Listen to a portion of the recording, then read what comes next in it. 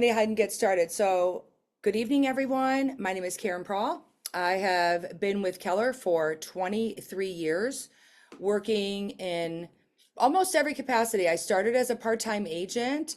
I Thank you. You'll sell me a house. I appreciate it.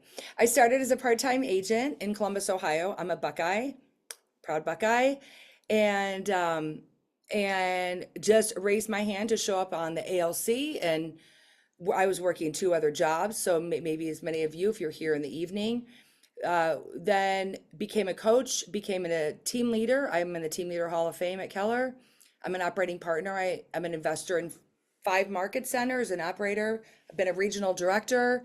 There's not really a role. I'm also chief of growth and industry for Keller Home Loans as well. So mortgage questions, I am not a licensed originator, but I'm in leadership for Keller. So when I tell you anything is possible inside this company, I, like you, like many of you, started as a new agent and or just relaunching your business. And I'm also a third generation realtor. So I have been around the block quite a bit. So this is actually my favorite section of Ignite. So this class about 20 years ago used to be called something different, but it brought me so much knowledge and value.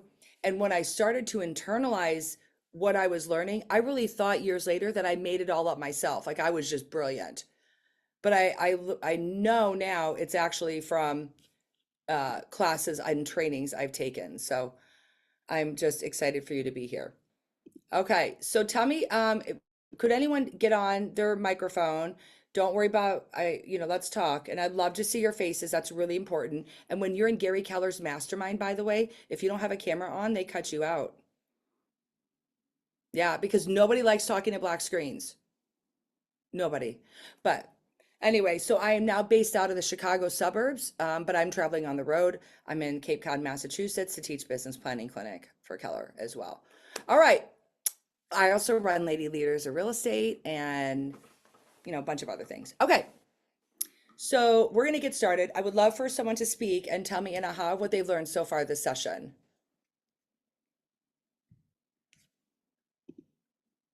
How to Who's a prepare leader? for an open house and how to prepare for future business starting for next year, starting right now for next year. That's right. Where are you located? Chesapeake, Virginia. Oh, okay. I'm teaching in Maryland Thursday. So it is true. Open houses were my name of the game in my lead gen. It's how I got started. I did an open house every Friday evening, 2 on Saturday, 2 on Sunday. That was my like full work week because I did work 2 other jobs, right? So if you love open houses, nail them. Nail open houses and learn everything you can about the homes around and just really become a local expert. I have seen agents where they have walked in and they're like, please don't ask me questions. Please don't ask me questions. Don't be that agent. Don't be that agent. Just make sure you know exactly where you are hosting your open house. So today we're going to go through make and receive offers.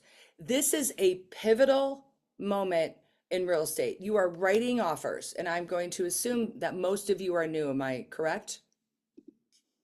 Or newer? Okay, yes, I see nods. Perfect. This is Correct, a lot yes. to handle.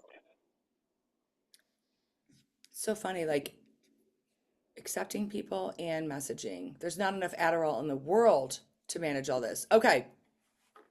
So when we're making and receiving offers, it's really important to put our best foot forward because not only are you representing your client, but you're also representing yourself in the company. And as a listing agent, when we're receiving offers, how you write the offer and how you present the offer is paramount. So I'm going to go ahead and share my screen. I have the workbook pulled up if that works for you all. And I don't want to show my desktop, but I guess I do. Okay. Oh, don't look at my email. Messy. Okay. So we are going to start going through this Ignite, make and receive offers. So we're going to talk about you showing up as a real estate expert. And I've got some advice too for newer agents because I am a listing agent as well. I have a listing coming on this week. And I love having listings because that's how you control the market, everybody. But how you show up and lead generating, lead follow-up, and now we're going to work the transaction. So all of you are in different states. I have been licensed in 5 states, not all states. So some of these rules and some of the etiquette may not always apply to all of you. Okay. So I just want to make sure you're aware of that. Every state does things differently. Some are, it's customary to use attorneys, in some states it isn't. So this is going to be a blanket generic overview about writing the offer and what listing agents want to see. Okay, first and foremost. So in the offer process is first you have your buyer rep signed. I know you already went over that in class. That's really important because it is the most important contract really for you all to earn your income. So when your buyer is ready to make an offer, the seller is going to respond in one of 3 ways. And this is exactly how I tell the clients it's going to go when I'm going through the buyer rep agreement with them. The seller is going to counter the offer, they're going to accept the offer, or they're going to straight reject the offer. Okay. So if you've ever purchased a home before, you went through this yourself. If they counter the offer, then it is likely that you are going to counter back. And we're going to go through some examples of this. If they accept the offer, we're like, yes, congratulations, let's go. Now it becomes the hard part of you managing the transaction. You, as a realtor, your job is to mitigate drama and stress. It is not for us to escalate drama and stress. When I was a newer agent, I did let the emotions get to me, and I was much younger as well. But as you get older and you learn and you've gone through this enough, it is your job to really calm everybody. And then, or reject an offer. If they reject an offer, you absolutely reach out to listing agent and you ask better questions. What could we have done to get the offer in? What's more important to the client? Is it price or terms? So when we're getting ready to make an offer, there's a couple things we need to check because not all agents update the MLS on time, or maybe they have an assistant or an admin that does it for them. So is one, I call the agent and I ask them, hi, this is Karen Paul. I'm calling with Keller Williams. I wanted to ask, is your listing at 123 Main Street still active? Still available? Yes. Have you received any offers? Is the second question. Now, the seller will be able to dictate to the agent whether or not they want to disclose that. That's up to the client. But if you want to know if there's any other offers on the table. Okay. The third question I ask is, what is most important to your sellers? Because it's not always price, it could be terms. Right? It's not always price, it could be terms. You ask, when are they looking to close? What is there a closing date that would work better for them? This is telling someone that you are interested and flexible, that you want to work with the sellers on their terms. And then, is there any other thing I should know about this property to get my offer accepted? Because it shows that we're trying to be on the same team. The sellers want to sell and the buyers want to buy. So let's not get in the way of making that happen. Right? If you're a new agent, tell the agent you're a new agent. They will help you get to the finish line if you are humble. If someone, I have never, even in Keller especially, but anywhere, said, can I have your help? I have been an agent for over 20 years. I moved to Naperville, Illinois in 2015. I'd never sold a house in Illinois. I wrote an offer and I said, I don't write these very often, so please correct my contract. And I own market centers. But I was honest with the agent about where I was at. And he's like, yeah, you don't need to put well information. It's a city property. And I was like, okay, thank you. Is don't try to outsmart the experienced agent. Just tell them you're newer because they want to help you, because every single agent was new once. Right. So I think humility goes a long way in that. Ask the listing agent how they would like to receive the offer. This is number 6 right here on the schedule, on the list. This checklist is so good. Would they like it as a single PDF? Would they like it as a separate PDF, which means you've already asked for disclosures, or the disclosures are on, if they're on the MLS and the website. Oh, the 5th question was asking about motivations or needs. Or is there anything else I should know that would get the seller to accept our offer? Fredwick, I hope I see you, or Tim, I hope I see you at Business Planning Clinic on Thursday. Okay, so because every listing agent likes things different. Do they want it submitted via DocuSign? Do they want it through Dotloop, or how do they want it? I always do it, I download the PDF and then send it in a separate email. I don't just send it through DocuSign. Now, I'm going to share something with you that's really important to me as an agent. When you write an offer and you've called the agent to build rapport and ask questions, when you send the offer, you need to call, text, and email that you're submitting an offer. It is not just a text. You leave a voicemail if they're not answering, and an email. It's really important to show all the way, because you never want to say they didn't get it. When a property is really hot, the listing agent could get 30 to 40 offers.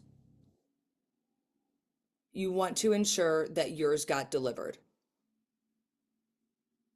Okay? That's really, really important to me. It's also really important that you get the pre-approval letter from the lender. Or if they're paying cash, that you have a letter from the bank. It is not a screenshot. It is not a picture of a picture. It is an actual proof of funds and or a pre-approval lender. The difference of a pre-approval versus a pre-qual. A pre-qualification is me just telling someone what I think I'm going to make and what my debts are. It's a guesstimate. A pre-approval is assets have been verified and so has employment. So there's a huge difference in a pre-qual versus a pre-approval. If I get a pre-qual, I tell the agent, the buyer's agent, I want a pre-approval. I don't want a pre-qual, but don't ever submit an offer without the financing. Okay. Also, the disclosures, it is a great opportunity just to get it done when your clients are writing the offer and signing it online. Upload the disclosures for them as well and have them sign everything. So when you write the offer and present it, which they have an example in here, is in the checklist, is that everything is laid out. And then attached are all the documents that are included. So when I'm the listing agent and I get an offer, and I can show examples of both because I've had both recently, when I get an offer and I have the pre-approval letter and I have the disclosure signed and the signed offer filled out all of the way, like fill it out all the way, even your name, like the stuff you don't need to, make it so much easier than if a lazy agent submitted an offer. They want to work with you. I have gotten more contracts accepted because of the way I fill out a contract all the way, and I deliver it in a way that makes it easy for that listing agent to say yes to me. Does that make sense? We want to create an experience for the listing agent that they want to say yes to me. So I pulled up an email that I write, but actually this is already in here as well. They have an example of an email. So when you're writing an offer, I always like a cover letter. And a cover letter is going to show price and terms. It's going to have the disclosure. It's going to show an earnest money. It's going to have an inspection period. And it's going to have time for seller acceptance. Not every state has seller acceptance. In Illinois, they don't. In Colorado, they do. Texas, they do. Like the offer will expire, and not all states have that. So this is also has to be applicable to your market. And then financing terms is what are the financial terms? So when we're writing a cover letter, let me see if I can pull this up. This is an email I wrote to the agent. I showed these people, oh, by the way, agents, answer your phone because this was a referral from an agent in St. Louis. They called 6 agents and no one answered and no one got back to them. I showed these couple one house at $680,000 and sold it to them. But it's also how you show up when you're presenting the offer. So not answering the call cost 6 agents $17,000. So attached is my offer. Hi, Lori. That's a listing agent. We're excited to make an offer on 1223 Leverins. My buyers love the quality of the home and how beautifully maintained it is. Attached is the offer, the radon, and the seller's property disclosure. Below is a summary for your reference. I do the purchase price, our offer price, earnest money, what type of loan, what percentage down, any other things I'm asking for in the agreement. Home warranty, I ask for home warranty. I ask for my co-op and closing. So it's exactly like how they have it in Ignite with all the documentation. So I must have been trained from this class a long time ago. Does anyone have questions around this? And feel free to speak up so I don't have to read the comments. Karen, Yes. hi. Can you show what do you put in the subject line? Just out of curiosity for that. Do you put Uh, the address or? Let me look. How do I find that? Show original. Offer. Yep. Okay, 123 Leverins. thank Karen, you you. know what I do? I Yes. call the agent and I specifically said everything that you wrote on this email to him or her. And I said, this is what I'm planning on doing. So let me know if that works for you. Absolutely. They know what to expect because when I work with a buyer, I always want the everything discount. And when I work with a seller, it's hard for me to give something. So I always said, let me check, but I cannot promise you nothing yet. So if somebody sends me an offer, I said, okay, I'll receive, I'll get back to you. hmm So I talk to the client before I, you know, say anything to the other agent because that could cause confusion for me. Yeah, I agree with you. I absolutely agree with you. And when I coach agents, I coach, agents all around the country. And when I coach them, I also like, if you all follow Taylor Hunt on on Instagram and stuff, she's killing it. And I was her first coach. And with her, what I want people to know is when you start getting more listings, then create an email address that's offers at whatever your domain is, because then you can keep a separate inbox that all offers, and then you direct that on the MLS of where the offers need to go. So you have one mailbox that all offers go, because I've gotten calls from angry realtors that offers were not presented, which is not legal.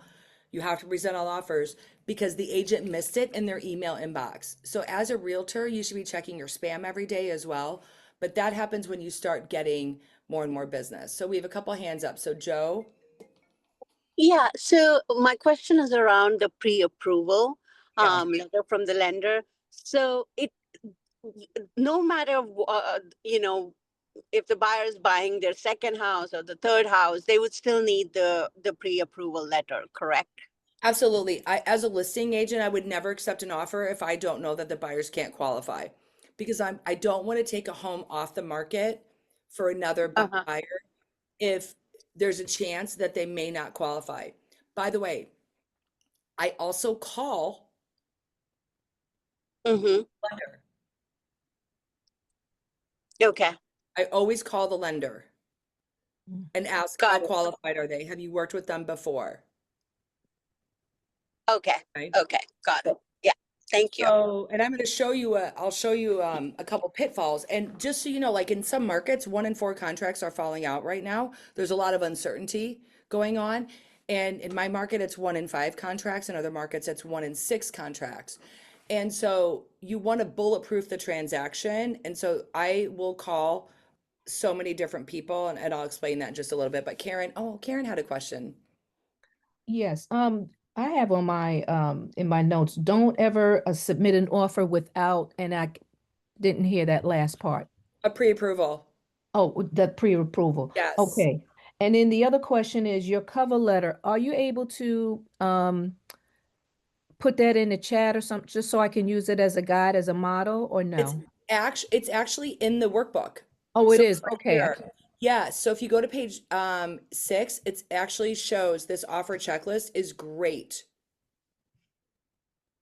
Because Okay. because oftentimes realtors are in the car, right? You have to think about their perspective. They're in the car, they're driving, they get an offer, they're not going to open it, search through it all, right? If you can give them a cover letter with the basic terms, and I'm happy to put it in there for you as well. If you can give them a basic offer letter with terms, then they know, like, you're making it easy for them, right, to accept it. And then they can send that right to their client as well. And don't forget anything, like, do I want them to ask, I'm asking, oh, I didn't mean to do waiting room participants. I meant everyone. Okay, I just put it in the chat. They want to be able to communicate with their clients as quickly as possible. And you working with speed will help improve that as well. Thank you. Yeah, you're welcome. Okay. So the price and the terms, seller's disclosure, convenient conveyances. So is anything going with the property, earnest money, the amount, how you're going to submit earnest money. Is it going to be electronic? Is it going to be a check? I would actually determine that now. Inspection period, how many days do you need to complete inspections? Like, the more you add in that summary, the easier you're making it for that agent to look good to their clients. That's my job as a realtor, is like not getting in the way. The buyers want to buy the house and the sellers want to sell their home. So let's make it come together. Okay. Closing date, make sure you check with the lender to make sure they can do it within that closing date and say, we're going to do a 30-day close. Can we do a 20-day close? For my company, Keller Home Loans, we do something called a TBD underwrite, which is they get approval before they have identified the house. It's already gone through underwriting. And so we can close on a house in 10 days like cash. So I buy houses that way because I don't want anything to get in the way of me writing an offer. And so if they can be fully underwritten too, just identify the property, it makes life easier for everyone. As a listing agent, if I see that they've been fully underwritten, I'm going to go to my clients and say, this client has already been through underwriting. There's a higher chance of closing with this letter than there is with a pre-qualification. Okay. How do you get your client to go through underwriting before picking out a house? Is that something the lender does with the potential buyer? If I could train every agent in the universe to do this, I would. So I say, Mr. or Mrs. Buyer, or whomever it is, with my lender, we do something called a TBD underwrite. What it means is you are fully underwritten and everything has been verified. Your income, your employment, all the hard work is done up front because it makes it so much easier for us to close faster. So everything, you're going to have to deliver it all anyway. And it might be a little upfront fee because it costs, to pay the underwriters and all the things, but it gets credited. It's like $300 and it gets credited to the closing anyway. They're going to spend it anyway. But this way, it helps you have a security. It's as good as cash because the underwriters have already approved it. And it gives a peace of mind to a buyer, like when they're on the edge or their credit might be, pretty close, right? That nothing can really come up on inspection that they might be responsible for. Like if we're cutting it close, but I still do it today because I just want to know with confidence that everything is good to go. Because in that face when you work with a buyer and you're like, okay, here's what's going to happen. I'm going to connect you with some lenders that I've had great experiences with, or my clients have had great experiences with. They're going to run your credit and your face goes white. Like I get chills thinking about it. But let's just get it on the table with their lender and get it done fast. How long is under for time wise? It depends on the lender. And it depends on how good your clients are at getting their information to the lender. Most lenders now have technology that connects it. You know, they can have access to things. But what I tell my buyers is when the lender is asking you for a blue banana, you have to give them a blue banana, not a green banana, not a yellow banana, a blue banana.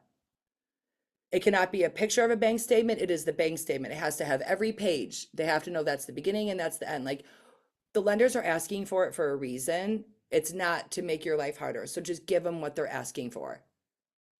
Like I make it very clear. Okay.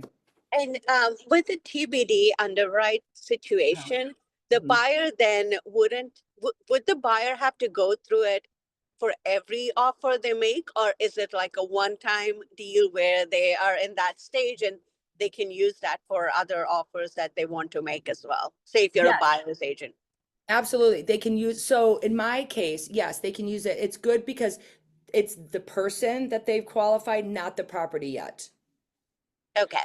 So that's a great question. So for me, I found a home that I wanted to buy because I was over living in my row home and too many people. And so I found a great house. I got out of it based on inspection. Well, because I did TBD underwrite, like it was already done, I turned around and I found a house the next day, which I don't know that I should have bought, but I'm a realtor, so who knows? And I bought it, I closed in 9 days. They ordered the appraisal first because that could have taken a couple days, and then I had my Mhm. inspection. Right, depending on timing, like you might, if the buyers are going to spend money on appraisal or inspection, that could be different. So I closed my deal in 9 days. Okay. The Okay. buyers, the sellers are really happy because I was already pre-approved. Got it. Okay. Awesome. Thank you. And that could last, I think it could last 60 or 90 days. It depends on your rate lock in mortgage and Okay. also if they go spend money. Because I just had someone not qualify because they put $100,000 on their credit cards to pay for their kid's wedding, don't ask. And their credit score dropped 110 points because they wanted the point, the miles or something, right? Like as long as you're very clear, as you are not allowed to buy anything, you're not allowed to think about buying anything. Do not walk into a furniture store. Do not go buy a car. Like you are not allowed. Like I think buyers need leadership more than anything right now. Same with sellers. They're looking for someone to lead them. So Mm-hmm. I get a little bossy about it. Um, Any special clauses or contingencies, review the contract, make sure the buyer understands the contract. When I do my buyer presentation, my first appointment with them, I give them a copy of a purchase contract. I say, I want you to make, this is how I would typically fill out a purchase contract for a buyer. I want you to review this now because when we need to go write an offer, we're not going to have time to read it all. So you need to do your homework and review it now. Right. So then by the time they're not panicking, right, signing the offer and feeling this flurry of stress and anxiety because they're signing a, 10 to 20 page document that they hadn't read yet. So I always give an example of a purchase agreement. It's like homework. Make sure they understand the contract, review details like price, closing date, inspection, contingency, and occupancy. I have had mistakes, and a lot of people don't write checks for earnest money anymore, but make sure they know that the earnest money check is going to get cashed. It sounds crazy, but they don't know that all the time. Right? I would prefer electronic earnest money. I use earnest, but that's up to them. Knowing what is essential in the area, so utilities, things like that, we can get to that. No standard or common terms for offers in your area. What is a typical earnest money? Right? What is you know, you can absolutely 1%. ask those questions. 1%. Yep. Yeah. So if it's 1%, that's typical. That's great. If your buyers are serious, they might want to offer more earnest money. I know Texas has earnest money and they have God, what's it called? Option money. And option money is just like money for the seller. So every state is different that way. I have a question. So it's 1%, but does it really make a difference? I mean, I may offer 1%, maybe you may offer 5%, but does it really make a difference when it comes down to a buyer purchasing a home with regards to, the sellers looking at it? I mean, do the sellers look and say, oh, well, she's only offering 1%, but this person is offering 5%? And I'm just, making that up. Yeah, technically, does it make a difference? No, because it's all going to go to the same place. To a Correct. seller, could it land differently? Yes, it could. It depends on the sellers, what's important to them. But It they could. won't get that. Oh, I'm sorry. I apologize. No, go ahead. I'm just thinking, but they won't get that anyway. It's just really showing that you were serious about making a commitment to purchase their home.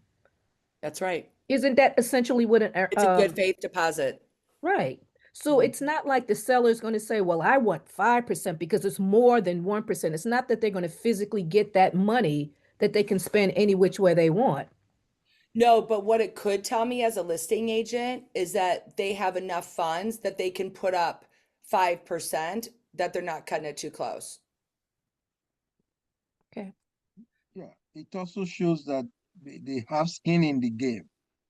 They know that that's a lot of money that they can lose if they breach the contract.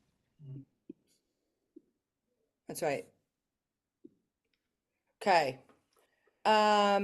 Double check all the documents. Are all the documents included, all signed, all components filled in, especially the bottom, you guys, when it asks for the agent, your broker, it'll ask if there's an attorney or the lender, like fill it out all the way. Just create a template in DocuSign that has all that information, who you typically use.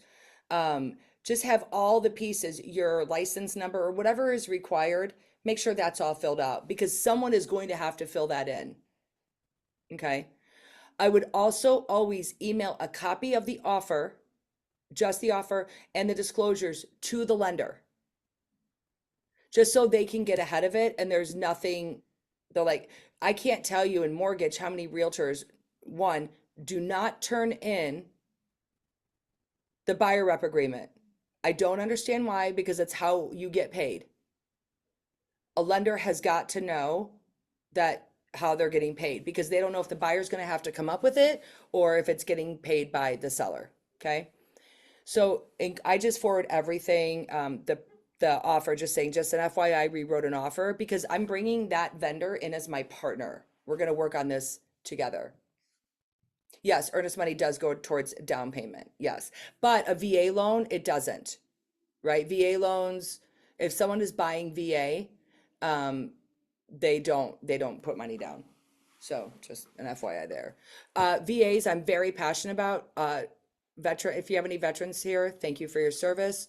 I will tell you that Veterans Day is November 11th. Only 13% of veterans take advantage of their VA benefits. Don't ever let a listing agent tell you that they don't like VA. They're very easy mortgages to do, and it's no money down. And it's a great mortgage. So I will always champion for a VA loan. But only 13% of veterans who qualify, and you can use it more than once. And we teach classes on that. So we can talk about that another time, but it's really important to me. Okay, there was a question from Melody. Yeah, I wanted to know, who determines who the escrow agent is that holds the earnest money?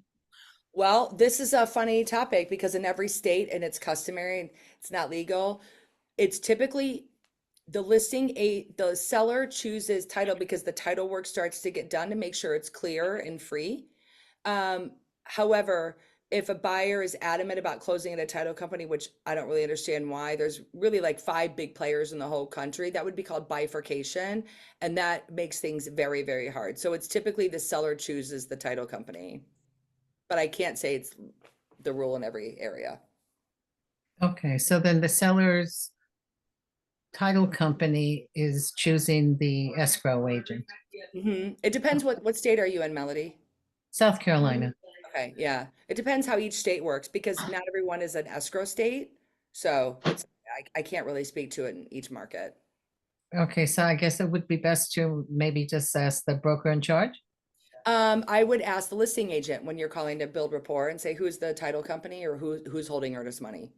Ah, okay. Because Great, like thank I you. do as a brokerage in Illinois, but it's not common. Okay, thank you. Yeah, you're welcome. Thank you. That's a great question to ask.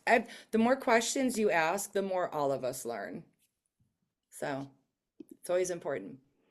Um, when you are sending over the PDFs, this is small but important to me. Make sure that you are labeling the documents, because otherwise you're going to lose them on your computer, you're going to lose them on your file, and it makes it much easier for a listing agent to discern which documents are which. So I always recommend that. And then the email summary, they talk about it here. Keep away from personal information about your buyers. We do not want to be influencing and violating fair housing in any way. So that is something to consider.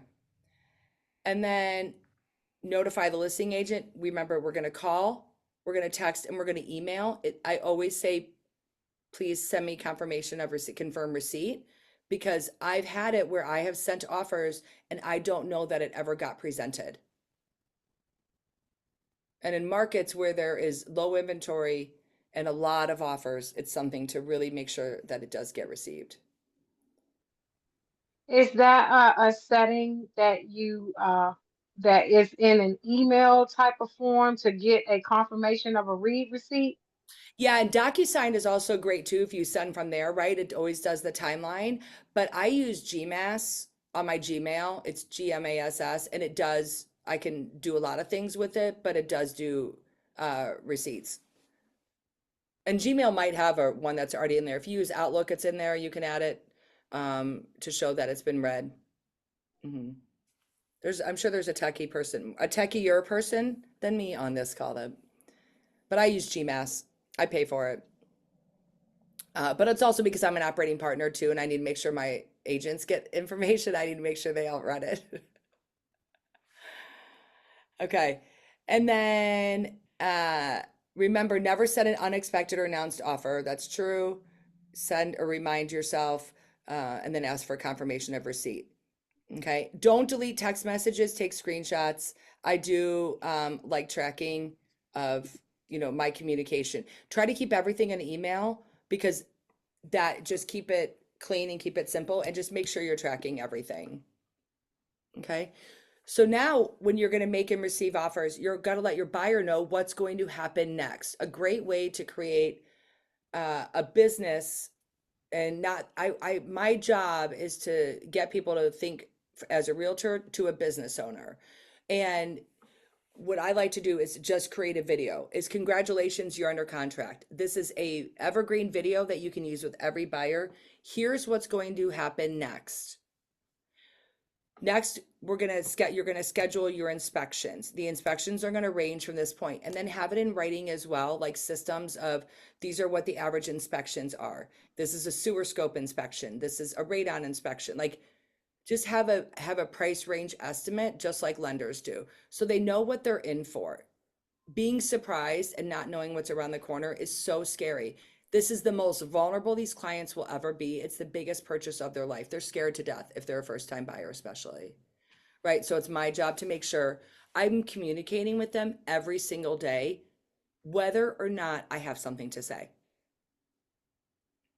But for first-time buyers especially. No updates today. I checked with your lender, all good. Right? Also, making sure that it is updated in the MLS as well.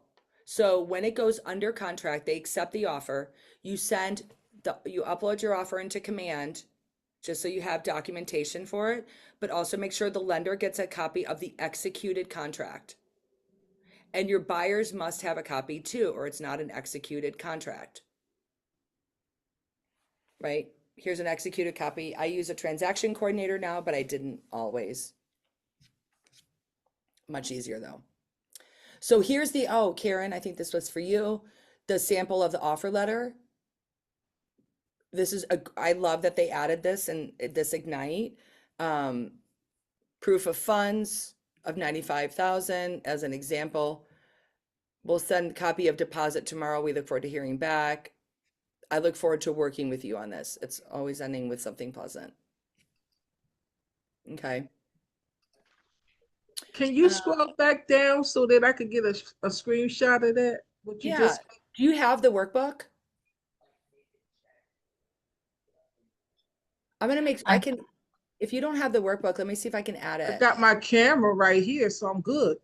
All I right, but I don't don't. do the If whole, you can send the workbooks, that'll be very yeah, helpful. let me Yes, find it right please. here. Let me see if I can put it in the chat. I have a workbook, but I don't wanna, I wanna There you get. go. Just did it. So is this summary letter and the offer checklist a sample in the workbook? Yes, it's page 10. Okay. Mhm. Yeah, and I love that this is in here because it's what I've had to create through mistakes. And when lenders also have the lender reach out to this seller. I mean the listing agent, not the seller. And say, I expect my lender to call and say, I'm going to use Denise because her face is on my screen right now. So I'm going to use Denise as a listing agent. My lender is calling Denise to say how qualified the buyer is and how excited they are to get in this home. Because as a listing agent, I don't want anyone ghosting me, and I want to make sure the lender is on track. Because I've had lenders switch in the middle of a transaction, and I didn't know as a listing agent, and it scared my sellers to death. They've been in the home 40 years, right? And all of a sudden there's a change. We had 6 offers, and we accept this one offer, and they changed lenders. And we're like, uh-oh. So making sure the lender's in communication as well. And a good listing agent is going to call that lender if they don't.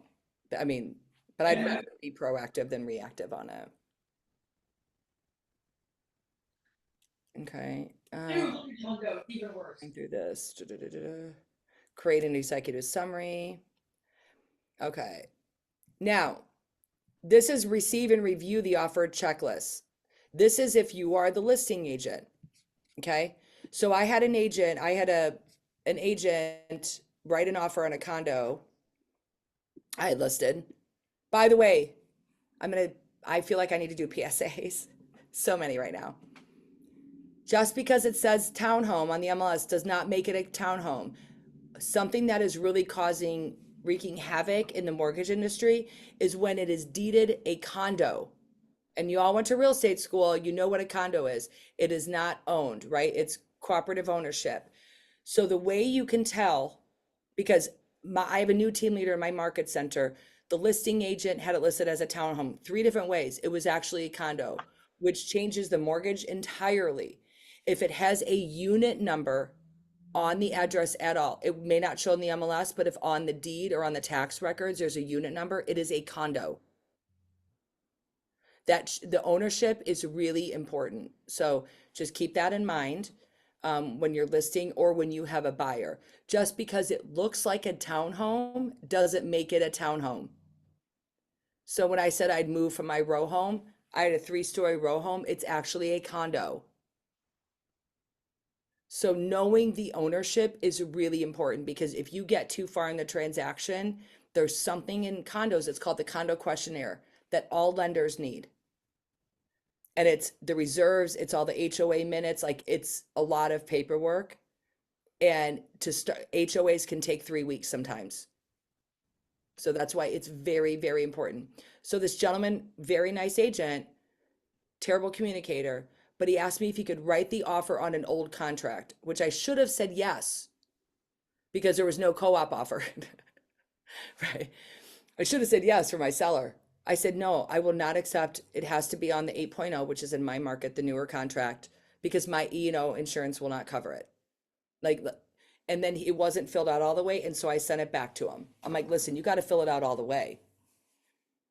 If there is 2 people on the pre-approval, there should be 2 people on the contract.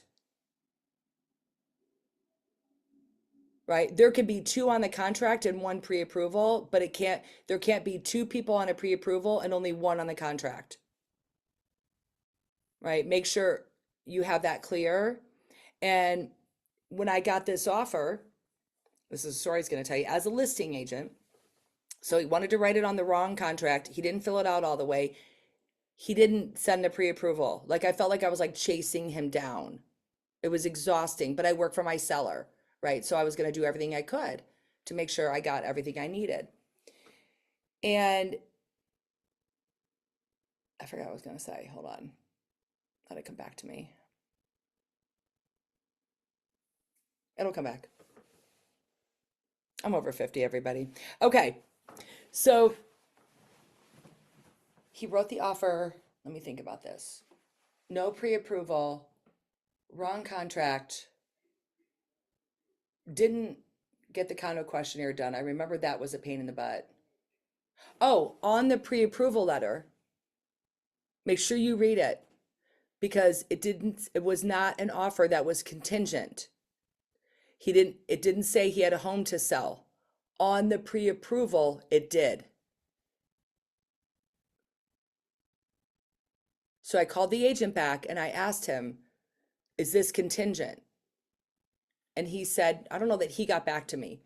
So I looked up the property based on the pre-approval that had their home address on it, and I called the listing agent on that property.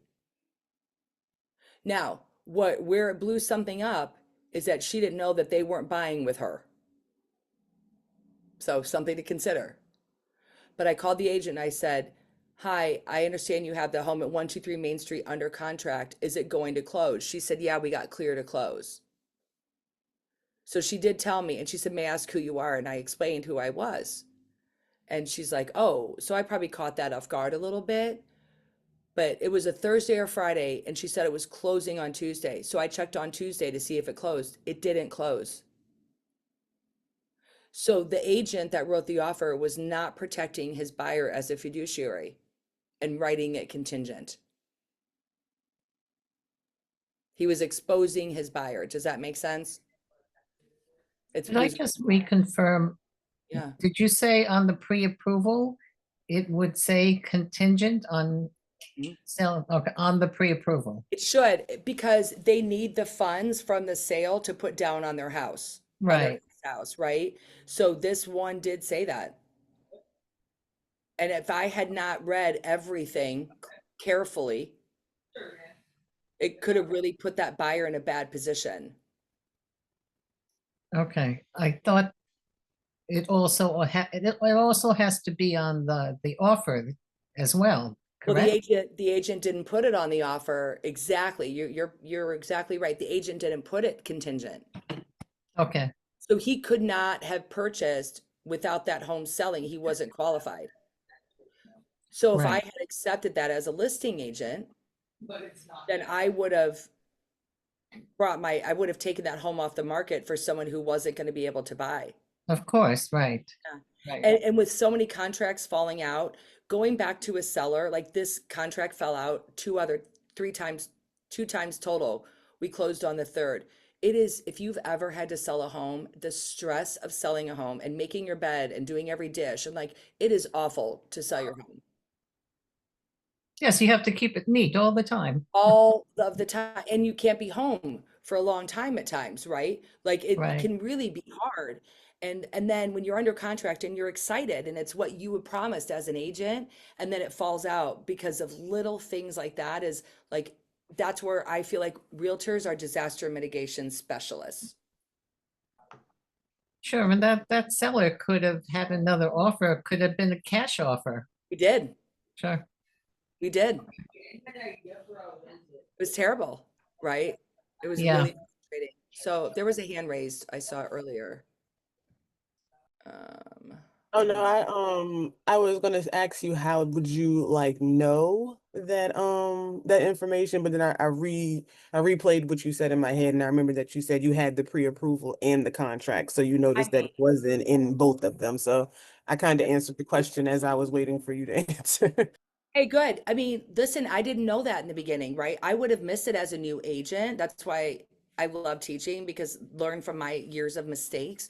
Because if I had not done that, I would not have been a great agent, right? I just wouldn't have. And so it's it's combing over it. Like, I'm crazy. Everyone knows there's no hiding from Karen Prawl. Like, I will find you, hunt you. I will get all the details. I will. But in this case, it really becomes a great service to people. Stalker. Okay. So confirm receipt. So this is now, I'm receiving an offer. So I receive an offer and you're like, oh my gosh, I'm so excited. Okay. So I would go back very easily and ask like, hey, do you have the pre-approval? Because I want to submit a complete package on behalf of you to my seller. You're trying to advocate for them the other way. Our goal is to work with each other, not against each other. Then confirm receipt, you're building rapport, blah, blah, blah, blah, blah. That is true for the colleague for the rest of your career. I will tell you, when I sold real estate in Denver, Colorado at $60,000 at a time, I became really tight with an agent, another company, we're colleagues first before competitors. And she was a big flipper. Every time she saw an offer from me, she took it because she knew it was going to be a great transaction. I got so many homes for my buyers because of relationship, of how I showed up writing offers. Like, professionalism is key. Get the offer to the seller in a timely manner. It depends on what it means in your market, but it would be a text is, we've received an offer. When do you have time to go over it? Right. And then you forward it to them in an email, like deliver it in an email and have a record of that they received it. Okay. In some areas, and not all, there's a time limit, so it will expire. In my market, there's no offer deadline. It makes me crazy because I've sold in other states. But the offer deadline is really important. And if that's something that you don't know, call the agent, the listing agent, ask them, how much time do your sellers need to respond? Work with them. And then create an executive summary. That's exactly like we did for the offer, and attach it. So here are the terms, right? I also always call them, and I tell them this, and this has been true. My mother said this, my grandmother said this, is the first offer is usually the best offer. It is true, everybody. It's true. The first offer is usually the best offer. It is not for them to reject it. If you are a listing agent, it's a starting point. Everything to me is a starting point. On both sides, there's always a middle. Hey, Karen, Yes. for the executive or the executive summary to send to the seller, can you just copy the one from the buyer? It's pretty much the same thing, right? Okay. Yeah, but make sure you review it first, because there might be something else in there that might stand out as a little bit different, or right? Makes sense. Yeah. Yep. Thank you. But that's a good start for sure as a base foundation. Call the buyer's agent to ask for more information about the transaction. You're not asking about the personal characteristics, obviously, but gauging the strength of the offer and their willingness to buy. Okay. So thank you for your offer. How long have they been looking? Have they written any other offers for any other homes? What happened? I might ask, because I want to know if these people get like spooked easily. The pre-approval. Do they have a home to sell? What about this property caused them to write? Because what I will tell you is, how long have the buyers been looking? That could open up a whole world of things and meanings behind it. If they haven't been looking long, maybe they're decisive people. If they've been looking for years and they have never written an offer, then this is the one that, we want them to get it. The purchase price, have they seen the home personally? You'll have record of that usually with technology, because that might make a difference. Sight unseen or seen, depending how good your photos are, is, have they been through the property? Does it have a smell? Does it have an odor? Did the people smoke in it? That can change everything. Have the buyers made offers? Okay. Have you worked with this lender before? Right? Have you worked with this lender before? You can go to the NMLS, National Mortgage something, and look up and see how long the lender's been in business too. I look up every realtor and I look up every lender. What should I know about your buyer? Any other questions I should be asking? Karen, quick question. You said you look up the realtor and look up the lender. When you look up the realtor, what are you looking for? Just experience. Have they sold in that area? Even though, like, people say to me all the time, like, because I don't really sell homes, it's only like personal referral, that they're like, you've never sold a home in Barrington. I was like, you're right, I haven't. Like, that agent did their homework too on me. right? But I'm looking like for years of, it's no longer about how long you've been in real estate, it's about how many transactions you've done. Because my mom didn't sell the last 4 years, right? But she had Mhm. 43 years of experience. But I just want to know how active they are, because if they're rusty, or it's like if they do have another occupation, like I think the guy that wrote that offer on my condo, I think he had another full-time job and didn't want to tell me because he was never available during the day. That made me crazy. But is that like, say, for new agents especially, right? Would that kind of go against them? No, that's why I tell them I'm new. If you Okay. tell me I'm a new agent, I'm really excited. My buyers are so thrilled because I know as a new agent, you're going to do whatever it takes to get this deal done. Like you have Mhm. more grit than someone who has 30 closings the next month. Like if one falls out, it doesn't matter. This matters more to a new agent than it does probably to an experienced agent at first, right? But Yeah. just tell me you're new because I'm going to know anyway. Okay. Okay. That's So where the difference of like being professional, that's professionalism to me, is they're saying, I haven't done this, I haven't written, this is my first offer I'm writing for this buyer. And just tell them because they want to help you. People love helping other people. I feel like it's just innately who we are. got it. Cool. Yep. Call the lender to verify the pre-approval. We discussed that already. The next questions we went over just a little bit. Have income, assets, and credit been verified? So what that means is a verification of income is bank statements, anything like that. And a VOE is verification of employment. And that means like their HR or their manager submitted something. Okay.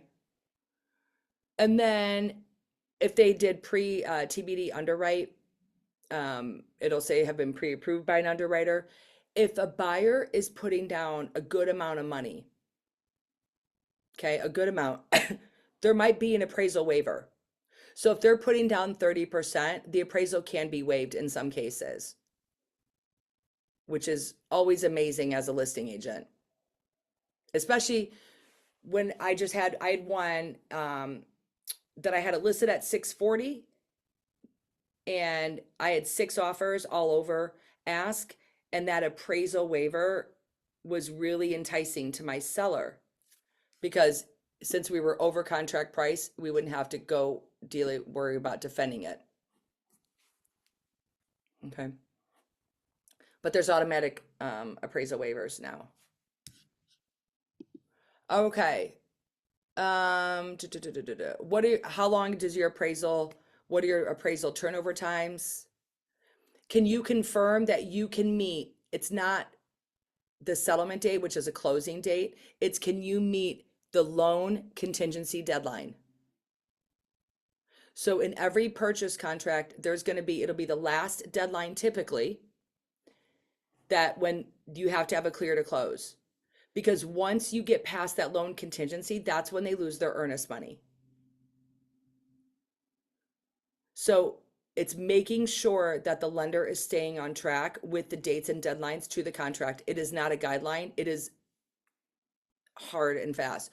I create calendar invitations with every major deadline with my lender.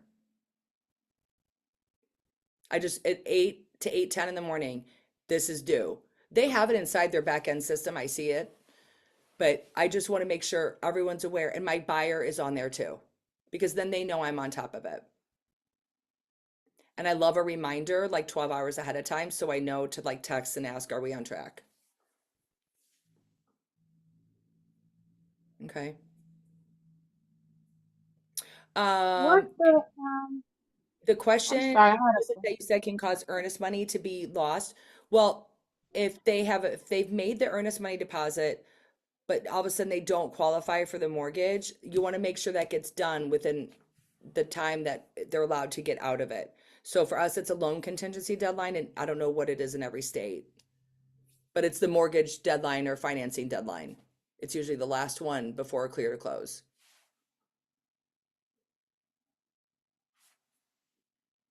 Earnest monies can be lost. There's a lot of entitled sellers right now because they're still believing the market from a year ago and whatever it said on the news that their house is worth 30% more when in fact that's not true.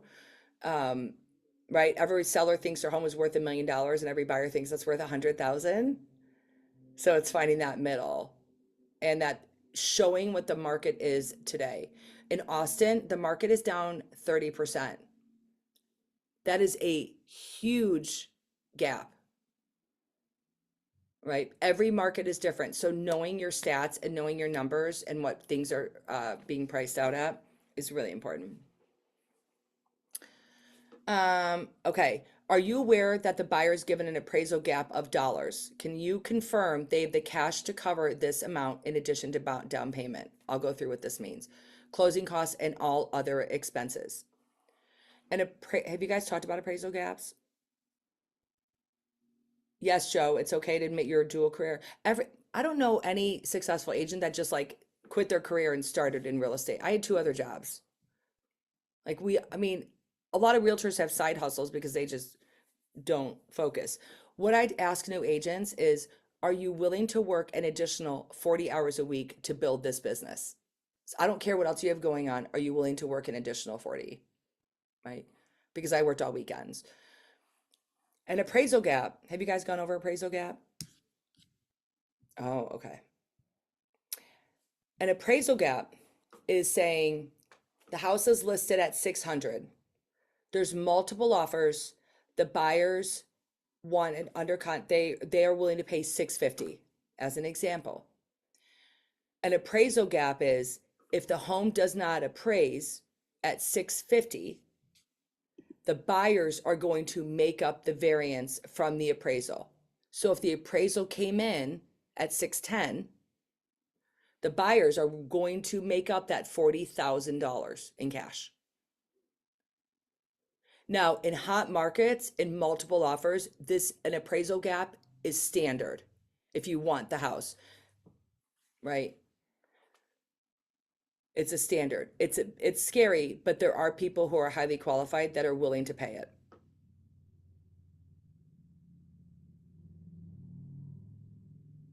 So what this question is asking, God, this is a great question they put in here.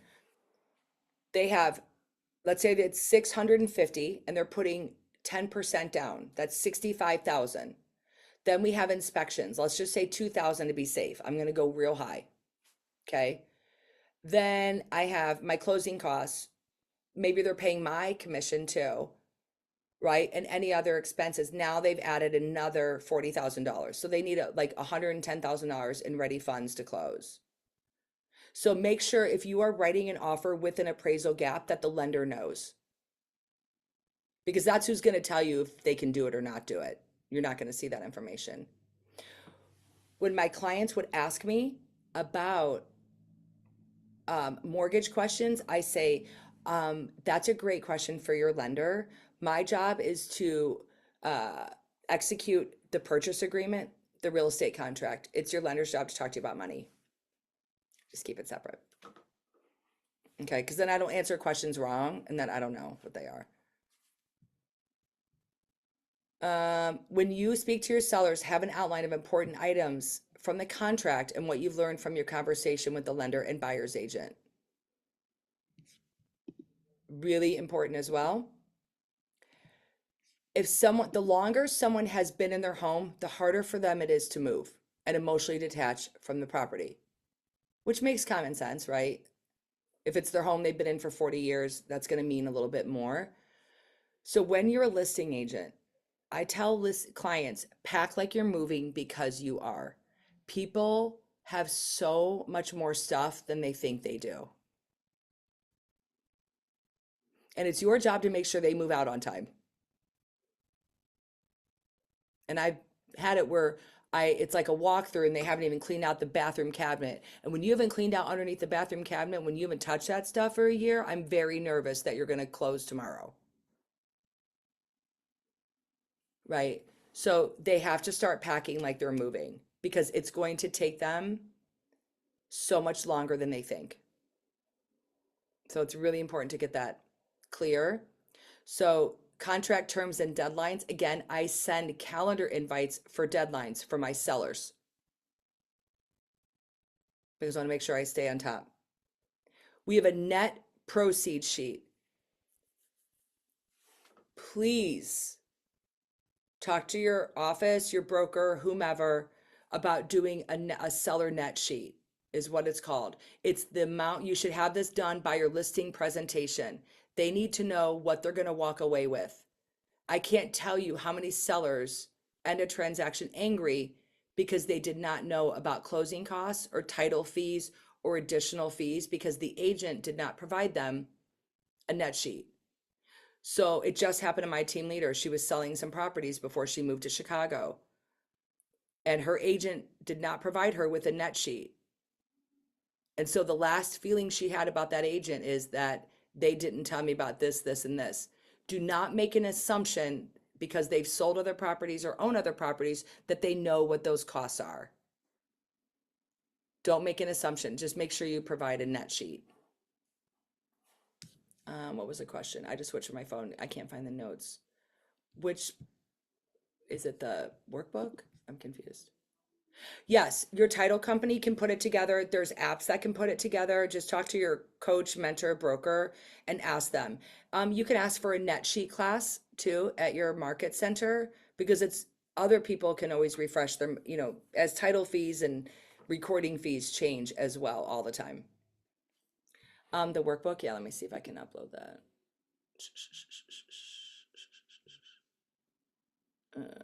Is it unusual to do the calendar invite with buyer clients and lenders as well? I mean, maybe for realtors, it's not for business people. And you think about who you want to be in business with. Like, I want executives, I want professionals. They're used to living by a calendar. I think it's professional.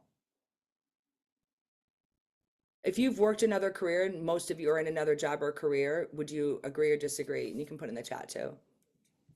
Yeah, I live by my calendar, so I didn't know if that was just like I didn't know if it made more sense for listing agents to do with their seller clients, because that sounds like a great idea to do with your buyer agents as well.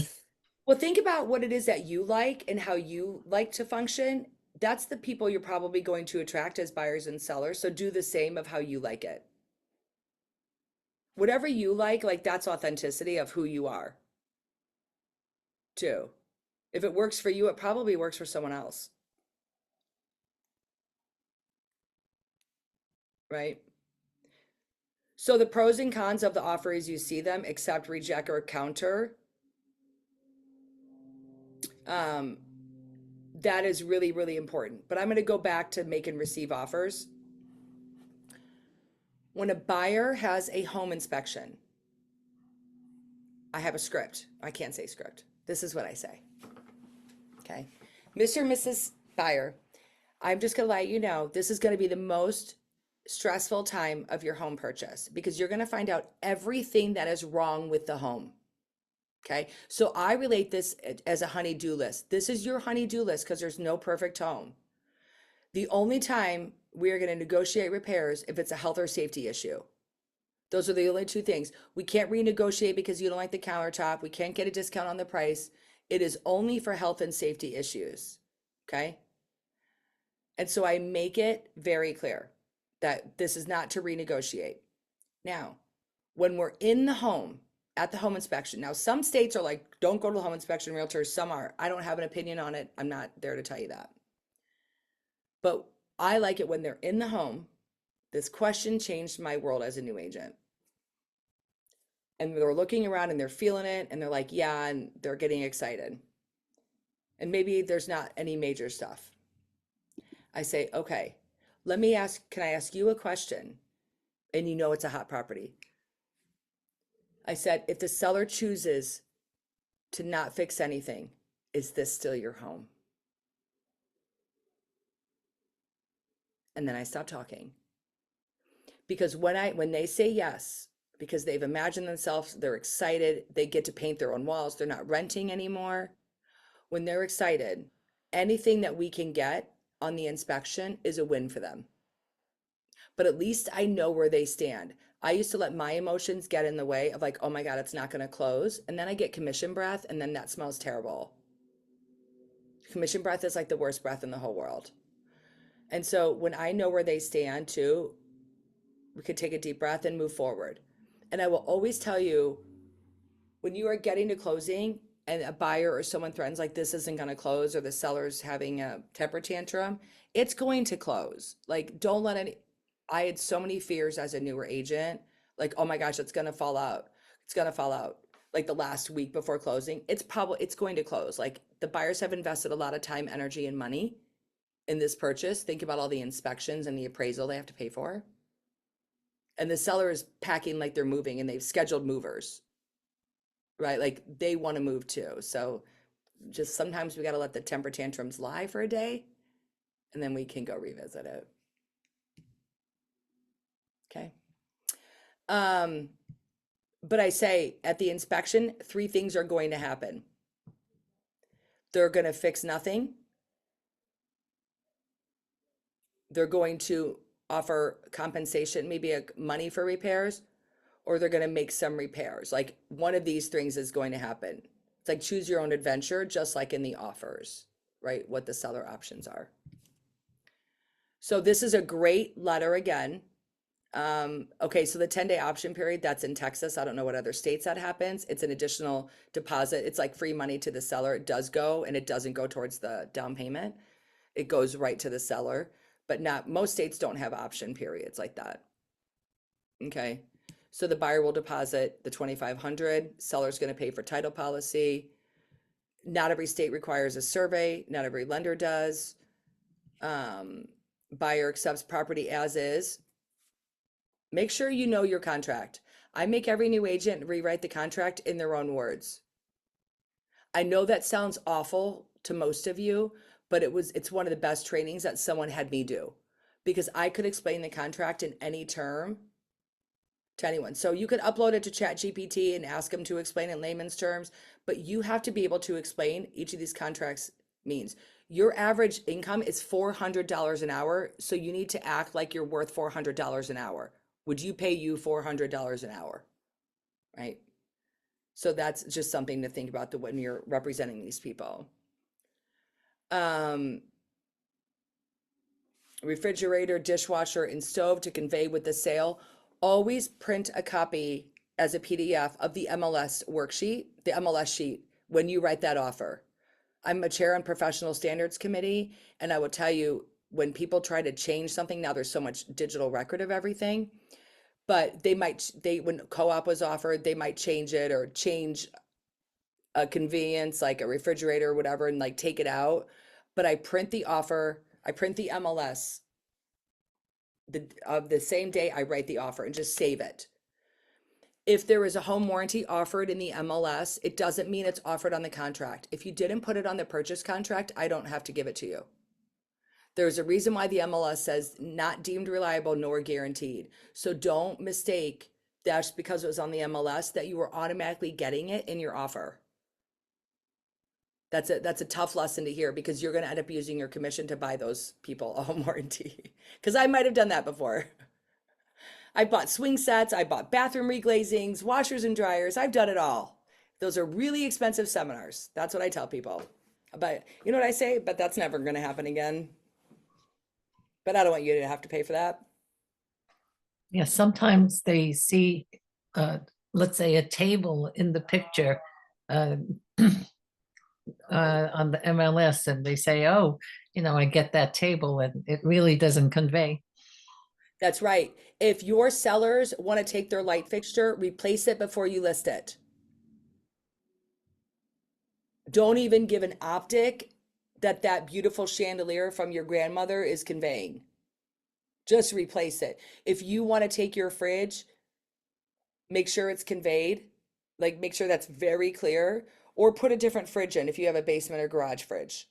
You know what I mean? Like just make it easy to mitigate disaster.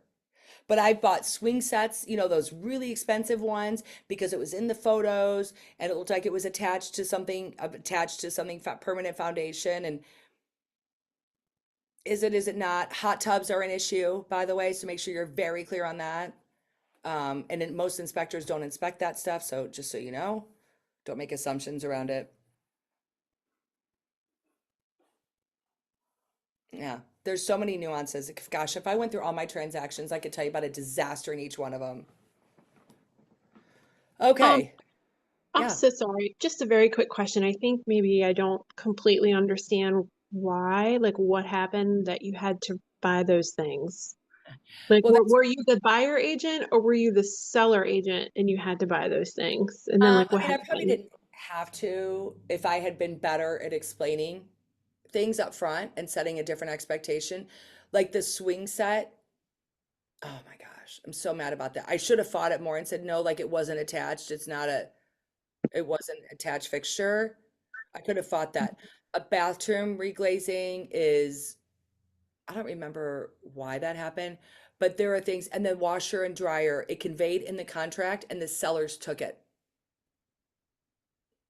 And so me and the Oh, listing agent went in together and we each paid like, I, I could have called the police. Could have made him bring it back, but moving it back, like it just becomes a whole thing. I Right? So see. that's why Okay. the walkthrough is so important. Yeah. So is there in any of those situations, was there one of those situations where you did make a mistake and you're like, oh, I didn't put this thing in the contract and they thought it was going to be included and now I have to buy it for them? Like, is Yes. that an actual thing? Oh yeah, for real. Yeah, it is. I mean, All I right, forgot, I didn't know I had to order a termite inspection in Ohio on my first transaction. So we get to closing and they're like, well, where's the termite report? And it's my best friend, right? Like guess who paid for that termite inspection? gotcha. I paid for my home inspection twice on my first deal. Why? Well, not twice. My client paid for it, and I was working with a team at the time, and I didn't know that I was supposed to go to the inspection. I thought they told me they were gonna take care of everything. So to me, take care of everything means that Oh. that all I had to do is get on the phone. And long story short, the inspector called, and I called the lady. I said, "Hey, what happened with the inspection?" Well, you were supposed to be there. I said, "I was," and I had a water emergency in my own house. Bathroom was started leaking really bad. So I said, "Okay, I'll just pay for it out of my pocket, and I meet the inspector tomorrow." Mhm. It was very painful, very painful. So I started reading twice everything that I sent or received ever Mhm. since. Yeah, and also there comes a point, and this is even more true with social media today. We didn't have technology, right, when I started in real estate. So leaving them happy, this is such a stressful time for a buyer seller, right? Is leaving them happy or feeling like you've remedied it. And I've learned this from just watching a lot of good companies is when they didn't have a perfect experience is asking for that feedback is what could I've done differently or better? I still ask that question. I'm a great agent, but I don't know that my clients know because I communicate with them about that, right? Like, so it's just asking, using all the words to ask all the questions that you may or may not know because someone will help you. And Karen, did you have your hand up? So, the buyer pays for the inspection and the appraisal on the home. Is that correct? I know the inspection if they want. I mean, it's not mandatory, but it's suggested that they typically pay for. I guess I want to know what is it that I have to come out of my pocket for? You don't. You shouldn't have to. Just your time. That's all that you're giving up right now is your time. I will tell you, it depends on the type of loan. Okay? If it's a VA loan, and your lender will tell you. Mm-hmm. If it's a VA loan, the sellers have to pay for a termite inspection. In Illinois, the sellers pay for the well water inspection if it's on a well.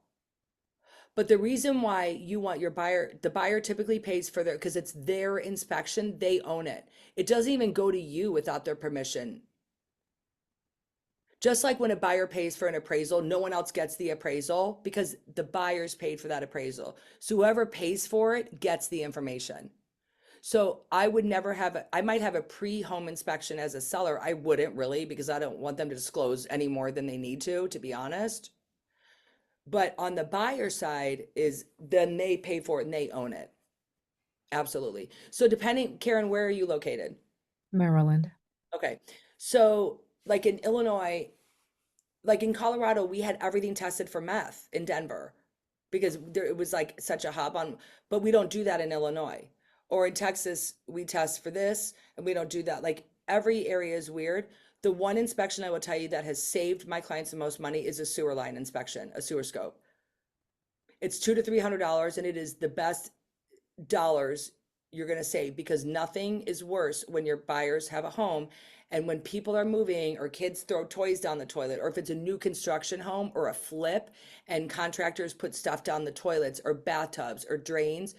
I always, without question, I will not let someone buy a house without a sewer line inspection, because if they're clay, depending on the age of the home, then tree roots and stuff can get in.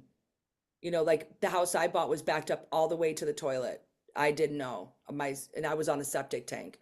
And so that is something that I think I'm so passionate about it. Like you cannot buy a home with me and not have a sewer line inspection. And the reason why I'm asking is because I took a buyer out to look at a home, and the listing agent was saying, I mean, she just making conversation, and she was saying that their home has already been appraised or whatever for a certain amount. Okay. By who?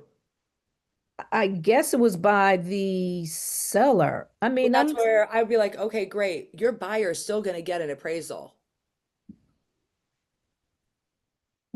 I'm sorry. Say that again. I mean, the seller having an appraisal, if it was under contract and it already appraised for that contract price, then that file could shift from one lender to another.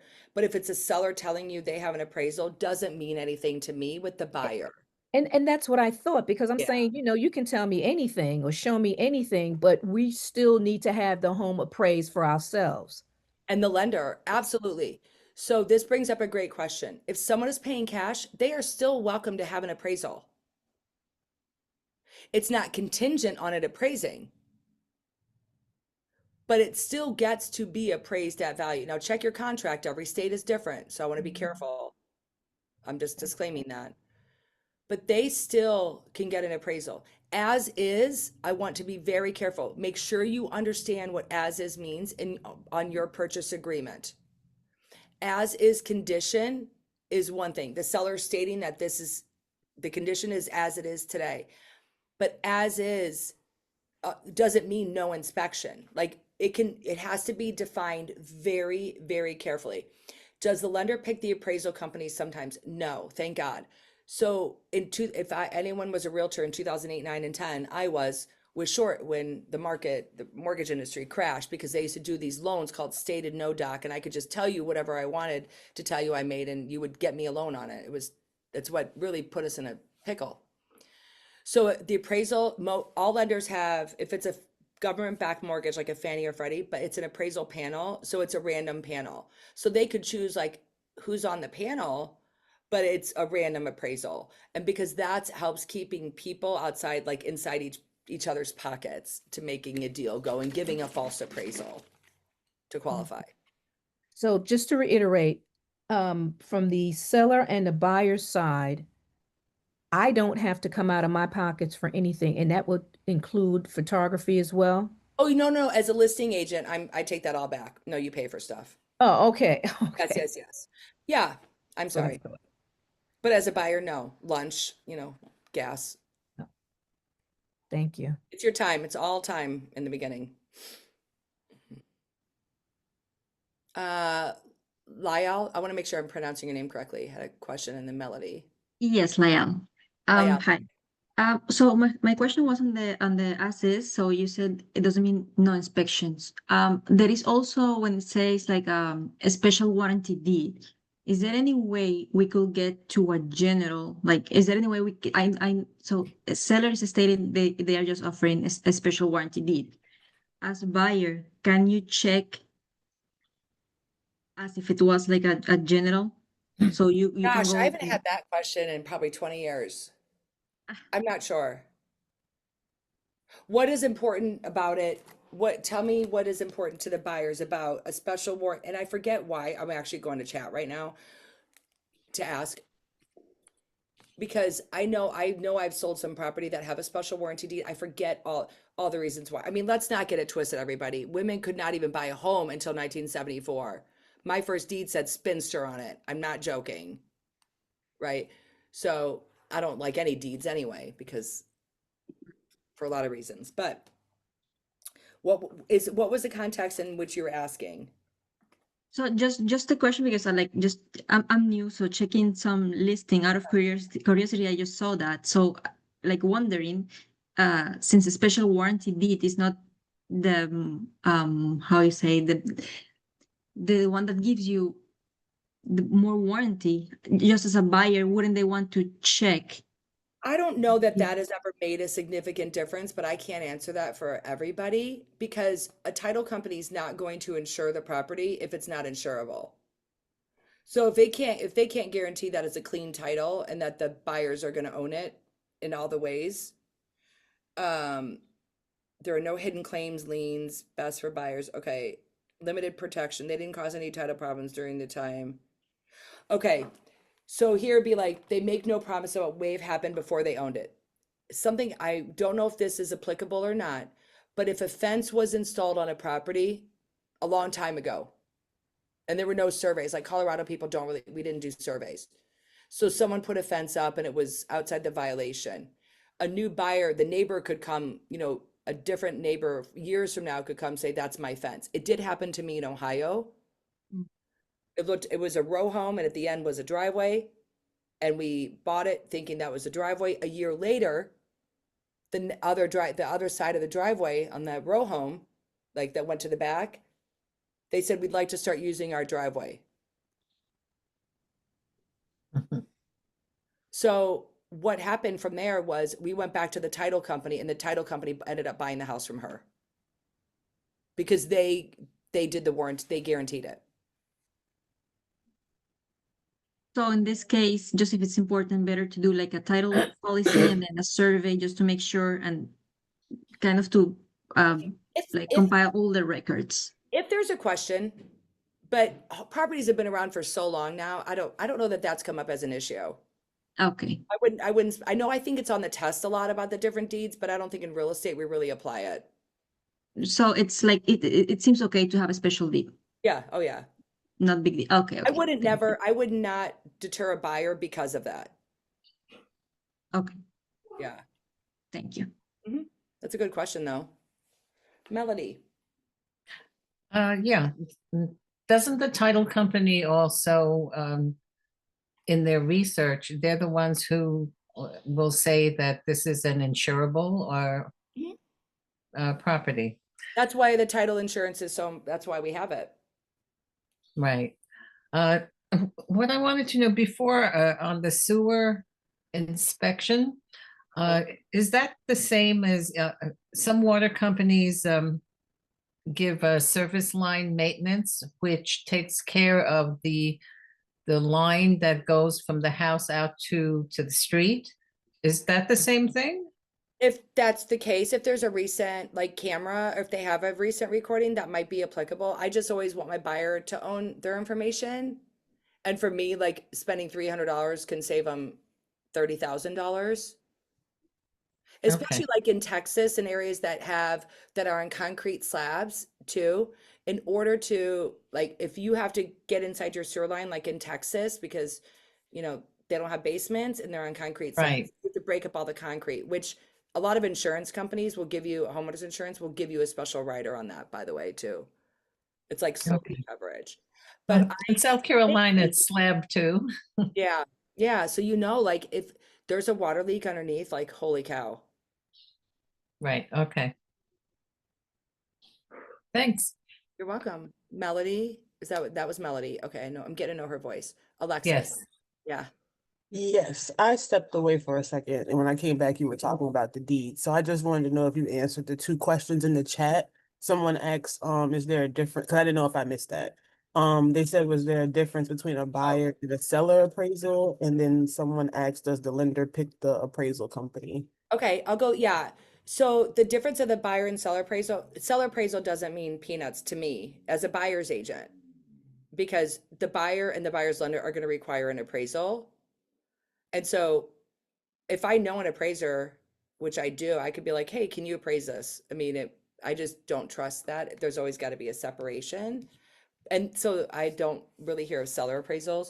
but the lender does not pick the appraisal company. They can pick the appraisal companies to pick from, but it's a random panel of like, it's a random draw.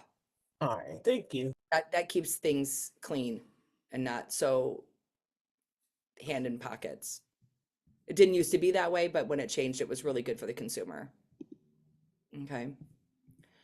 So as we're going through respond to the offer, we're going to take, if you want to take a minute and role play, we've done a little bit of it because I want to make sure, oh, we're already an hour and a half in. Okay. We can probably run past that.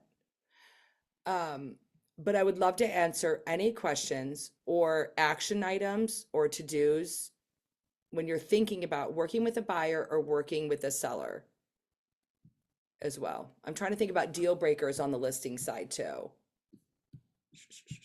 And it really depends too on your market. It's customary in a lot for my market that people use attorneys, but in other states it's not. So there are also there are just geographic differences in the way each of us run our business.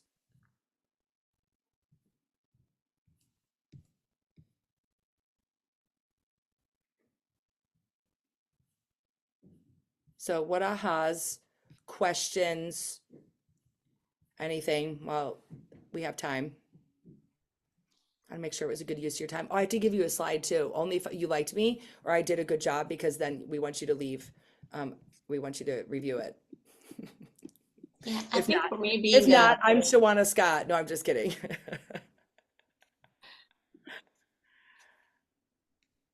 I have a random question. Do you know who Catherine Hahn is? I think that's her name. The actress?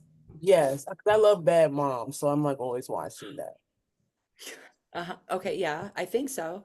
Look, you really remind me of her. I really can't I've put heard that before. I've heard weird ones. it's Okay, really I'll take it.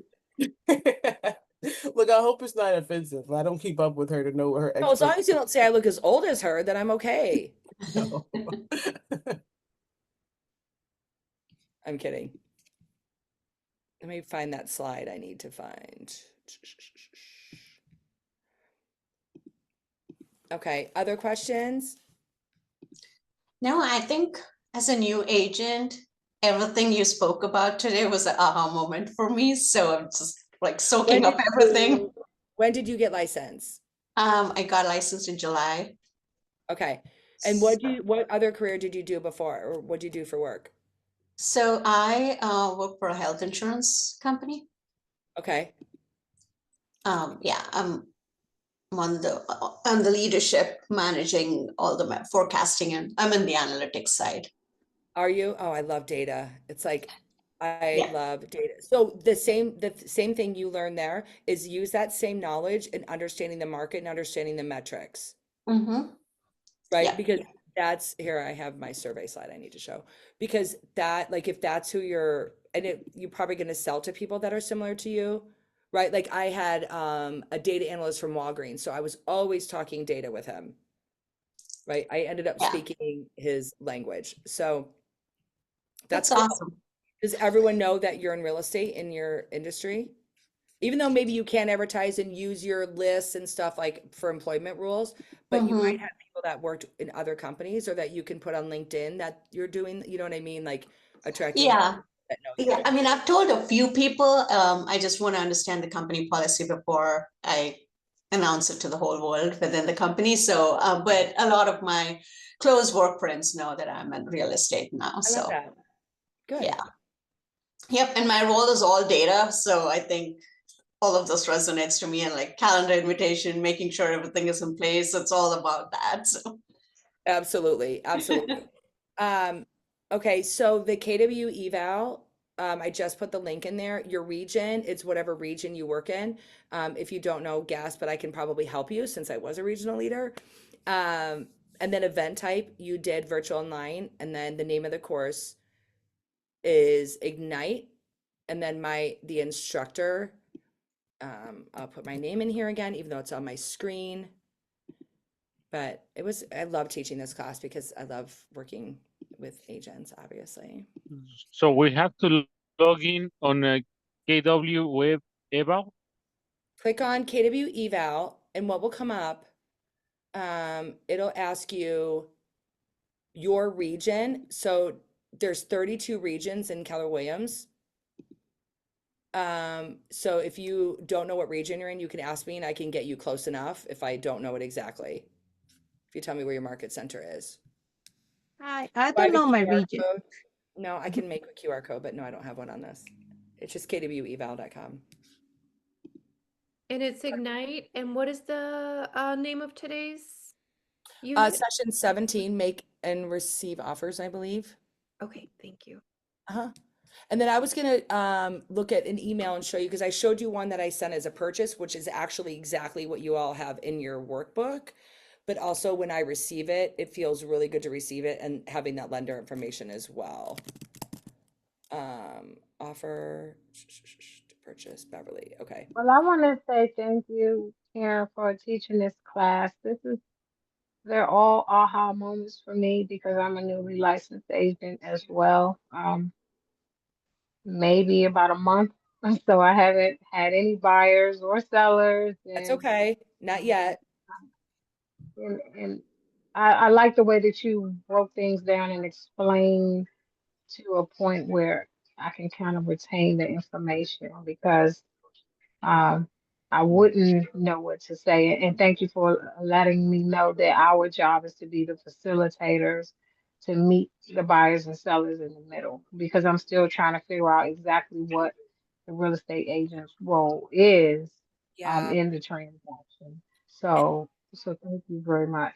Oh, you're welcome. You know, what I had to learn is my sense of urgency wasn't everybody's. And when my client's sense of urgency was hyper and much more than mine, then I had to diffuse.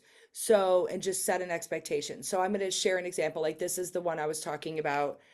I like, you know, I wanted to work with them. Now, there's a letter in here. It's because this buyer grew up in the neighborhood and knows the daughters. I don't take letters. I do not want to violate. I don't like those letters. It's a violation to me. There should be no bias in a purchase. So, but our client loves the home. We can get the deal. Purchase price 640 with an escalation clause of increments up to 651.5. If escalation clause, my mom always taught me was the eBay clause. And what it means is I will go, this is saying 640, we're going to go $1,500 higher with increments up to 651,500. I love when I'm in competition with an offer of putting a 500 in there because it really might be a determining factor between the next offer. Because a lot of agents always write on evens. Just something to think about when you're writing an offer too. Closing date, July 21st. Working with the seller's plans. She'd been there 40 years. Husband died in the home. This was a very emotional sale. And she was like coming from empathy to understand that, right? That was their family home. Earnest money, financing, fixed mortgage, which most are, conventional, 35% down. That was very strong for me. Now I had 5 other offers come in. So if we look at the date, this was June 14th. Please see a letter. Okay. Please find escalation increasing the price. Now this one said 2,000 at 645, but this one said 1,500 at 651.5. So I had to go back for clarification if I remember correctly. So then, but they included everything, which made me really happy. So who was I sending that to? Okay, my admin. Okay. This probably did not get under contract for another 2 weeks. So agents, do not give up. And if you lose,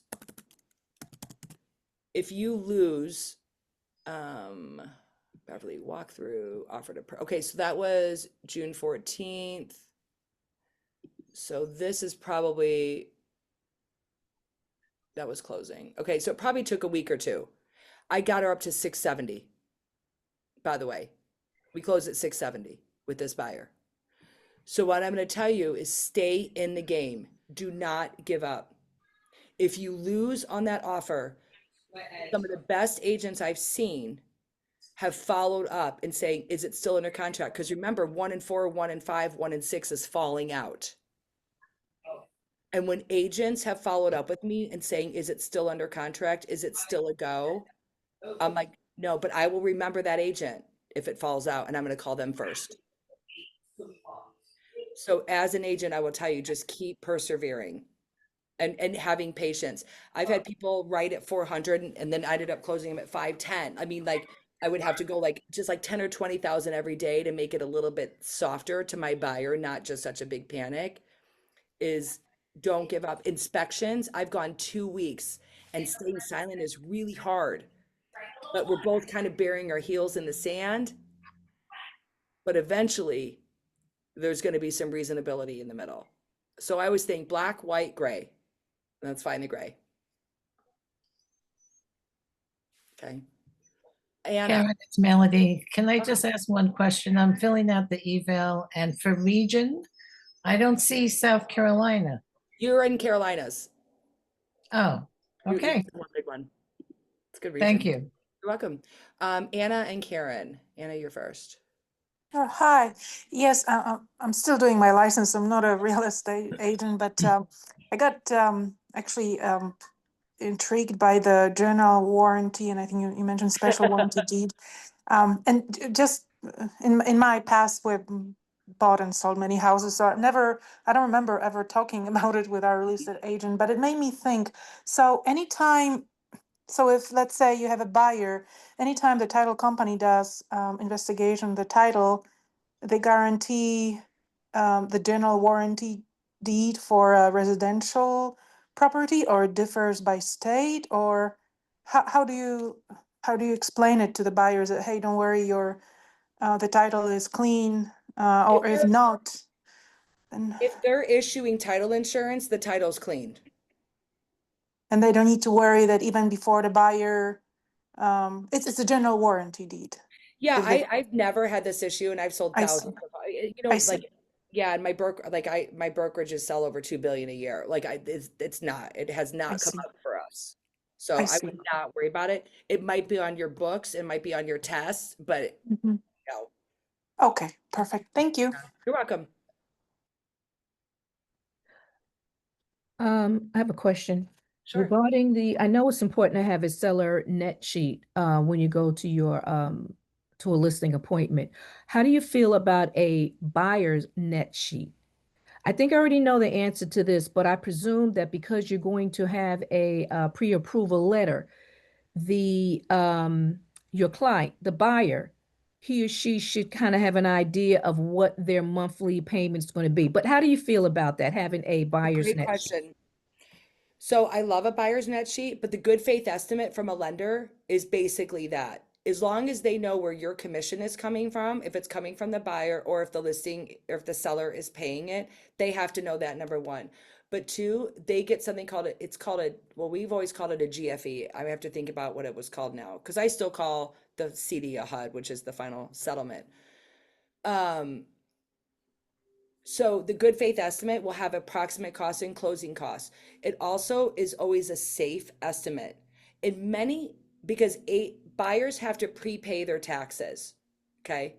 So typically taxes are done in arrears. So the seller will credit taxes and then the buyer will pay them, but the seller credits because they're paid in arrears. So like what it looks like they're going to have to bring to closing is actually not what they're really going to bring to closing, but their lender needs to tell them that. Do not get in the middle of that conversation. Okay. But the lenders are professionals, like they know the numbers, and I let them do their job that way. But I do like an approximate fees, like we do have a fee sheet and title, right? You have a fee, if you could have what your average inspection costs are. And say, in order to buy a home, I want to make sure you're protected. I would hate for you to buy a home and trip over dollars to pick up pennies when getting inspected is really, really important to us. I would never represent a buyer that didn't have an inspection in general. I just couldn't. That's when you have become an expert, is when you fire your first client, by the way. It's a really hard day, but when you do it, you're going to be like really proud of yourselves. So it's a fun day.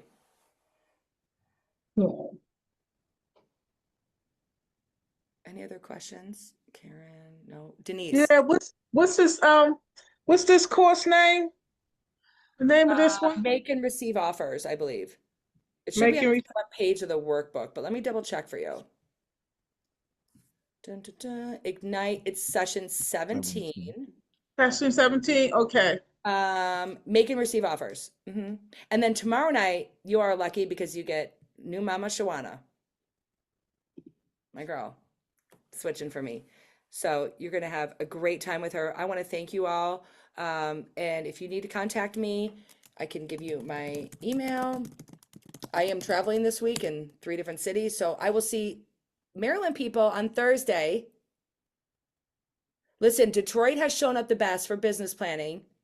I will see you guys at Family Reunion. Come to Lady Leaders if you're not a member of Lady Leaders. No offense, men, you're welcome too. But my goal is always to empower women. And then Grace and I we do a lot of stuff. So if you have any questions, feel free to reach out. But it was a pleasure. So thank you for taking the time tonight. Hey, Where are Karen, you real quick. where are you located again? I'm Miss sorry. Karen, you said you coming to our session on Thursday here in the DMV? I am teaching business planning clinic in Columbia, Maryland, Market Center, Mike's Works Market Centers. I will see you there. Are you coming? I'm coming on Thursday, yeah. You are? Okay. So Mike changed my life in so many positive ways and made me think so much bigger. And I have so many good stories about him, but I don't want to make his bald head ego even bigger. So I'm not going to do that. But I will tell you, when he went through a process with me in leadership, it's called career visioning. And he helped me find my North Star of like what I wanted. Everything, he spent like 3 days with me working that out. I didn't go work with him. But he changed my life. Like anyone in Keller can change your life around the world. Like that's what's amazing about it is I've traveled all over the world now. I just booked a trip back to South Africa to teach. And so like you can do anything, but everything we wrote down that weekend happened. Like he has raised my, I'll talk about it on Thursday, my financial thermostat in a lot of ways. Like he's quiet, but he's a good dude. I have 2 questions. Business planning. Let me get my clinic. I can get the links. And I'm teaching in Cape Cod tomorrow if anyone wants to jump up to the Cape. So we have to hope my flights are good. Where are you based at? I think I missed that The earlier. whole world. No, I'm just kidding. I've lived in a lot of places. I am out in the western suburbs of Chicago. So I'm happy to, I'm on the inclusion and belonging leadership. I will tell you what's happening in Chicago is real. It's crazy right now and it's crazy. And so I'm in the suburbs of Chicago. I'm in a very highly Hispanic market. I have 12 locations of Kellers, and 3 of them are primarily Spanish speaking. And so this is hitting, this stuff is real, and it's amazing around the country. Natalie Davis, who runs our inclusion and belonging group, she's in Denver. She's like, I had no idea that this is all happening. But I've been around a lot of airports. I've been in Fort Wayne, Chicago, Boston. Airports are fine. And just thank the people who are still working and not getting paid. Just be nice to them. Yeah, I heard about everything that's going on, and it's so unfortunate. Oh, it's crazy. Let me get the link for business planning clinic if you give me 1 second. No problem, because my next question was just going to be about the events you name. Like, where can we find those? Because okay. I'm still learning my systems and whatnot. So There's a lot of, listen, you're never going to be done learning. Ever. Let me find clinic dates. Okay, I have to find the flyers. I know they're in my drive. So if you go to events.kw.com, Family Reunion is in Atlanta this year, actually. And it is when like 13,000 people get together and you go to training. So you can go for any class. It's like going to college. So it's in Atlanta. It's in February every year. And then I run Lady Leaders. We have 12,000 members and we always have an event. And so it's to empower, it's to teach, but there's so many other events that are happening, but it's where you network. I have so many stories of agents who have just nailed it from networking at events. That's an investment. We can talk about that another time. It's really, really important for that. Are the Lady Leaders off on the KW events? Yeah, we're on there. Yeah. Okay. Let me find it's weird. I have Coastal, Cary, Elite, Geneva. Where is you know what? Let me get the link for it. Where do I find it? I have virtual assistants, so I have to think about where they have it. If you go to my clinic, let me see, Baltimore or Columbia. MBIA. Okay, Melissa. I'm gonna find the link. Please use the attached link and I'm very systematized. Please send out. Okay, materials. All right, let me find my.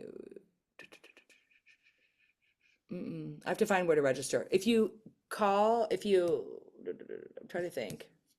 I'm gonna put Mike's email in there because I just know it offhand because I've known him for so long. You can ask him how to register. He's gonna kill me. Register for which one? It's at Columbia. It's at the Columbia, Maryland office. I just put his Oh. email in there. The guy that owns those offices. That is bringing me in. I'm on the KW events page too. I don't see the lady leaders, and I searched it on there. Okay, let me give you that link because I know I have that one up for Eventbrite. 1 second. Okay. I need to forward the Sorry domain. about that. I just wanted to make sure I got all Don't those links. apologize. You're making my day.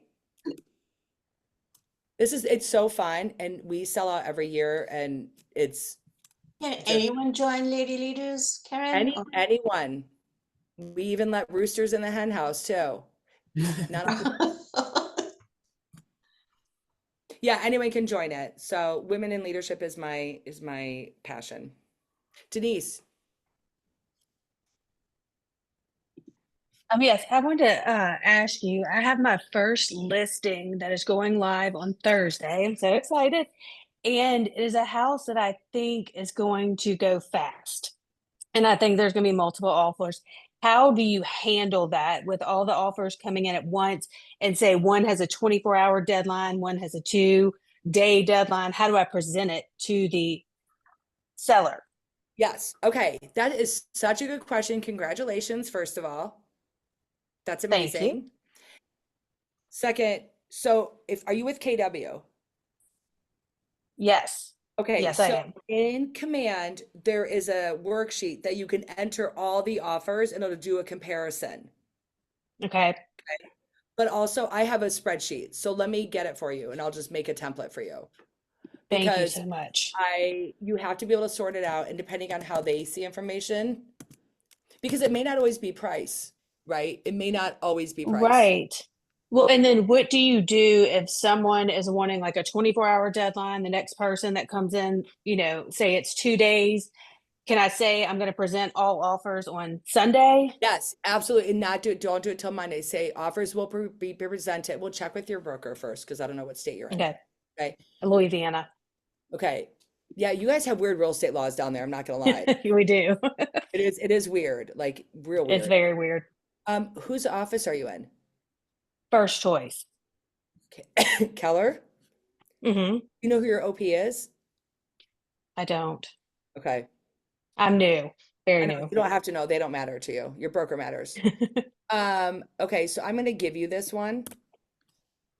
This worksheet. I'm gonna just make a link for it. Just give me 1 second. So I would say all offers will be reviewed over the weekend because if you're holding an open house and stuff, you want the most traffic in there. So just put it in the MLS, but ask your broker how to do it.